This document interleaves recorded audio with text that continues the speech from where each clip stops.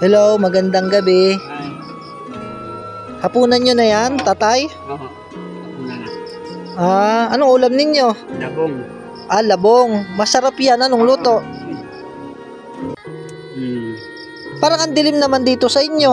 Ay, matihin nga. Wala kami ilaw eh. Wala kayong ilaw? Ano lang ginagamit ninyo na ilaw? Ito lang, flashlight. Ay, lubat na ito. Di baterya. Wala kayong kailaw-ilaw? Dilim naman dito sa inyo, tatay, no? Ay. Gusto nyo magkailaw? Ay, gusto. Nako. Ay, nasan si Ami? Ayun, si Ami. Hello, Ami. Kamusta ang iyong pag-aaral? Kinakamusta ka ni Ate Kat? Wala pala ditong ilaw sa inyo, Ami. Ang dilim. Buti sanay kayong kumain na walang ilaw. Ganun ba? Tingnan nga natin kung madilim. Patayin ko tong flashlight ng aking cellphone. O yan. Yan lang po ang ilaw nila, oh. Nakain sila ng hapunan. Kunting sinag lamang. Paano nyo nakikita ang ulam ninyo? Kapaan na lang. Ay, ilawan na natin muna. Ayun. Maliwanag kasi yung flashlight ng aking cellphone. Kamusta na ang pag-aaral naman ni Ame? Wala bang nagiging problema, Ame? Wala kang nagiging bayarin? Salamat. Ito ang nagiging lamisan nyo, dos dito kayo natutulog.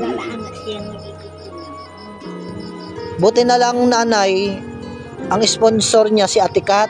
Ni-sponsoran siya sa kanyang baon. Sabi naman ni Ate Kat, kung may bayarin, sabihin. Pero napansin ko ngayon ay wala kayong ilaw. Napadana ko dito sa inyo, kumakain kayo. Hayaan nyo, tatay. Magkakailaw din kayo. Pag-pray nyo lang, no? Enjoy nyo lang ang inyong hapunan. Sige. Iilawan ko muna kayo. Hindi muna ako uuwi. Wala rin akong dalang ilaw, kundi flashlight lang eh. Ilang taon na ikaw, nanay? Ilang taon na ikaw? Hindi ko alam. Hindi mo alam. Ikaw, ilang taon ka na, tatay? Dahil ako walang. Kami wala mga pinag-anuhan. Hindi mo rin alam ang edad mo. Hindi nyo rin alam ang birthday nyo. Na. Hindi ka rin, tatay, marunong magsulat. Hindi din. Magbasa, hindi rin. Ikaw, nanay, hindi rin. Kasabihan. Para kayo mga sinaunang tao, no? Mga tao hindi napas sa school. Ang mahalaga, tatay, ngayon, itong anak ninyong si Ami, nag-aaral siya. Oo, yan na. Grade 3 na, di ba siya? Grade 4? Grade 4 ka na. Kaya yan Ate Kat, grade 4 na si Ami.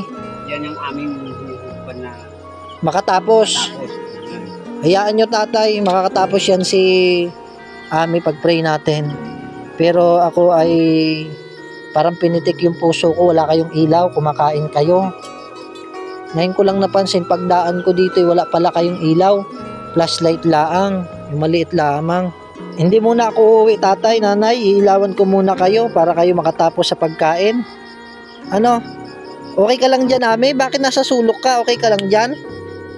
Ito, Robel, sana po mabigyan po kami ng ilaw kahit lang po maliit.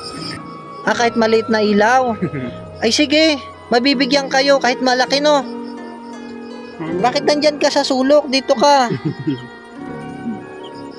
Pawisan ka na. Kumain ka na, dalat ka sa ilaw. May ulam kami, nanay. Sige, pag wala akong ulam, hihingi ako sa inyo.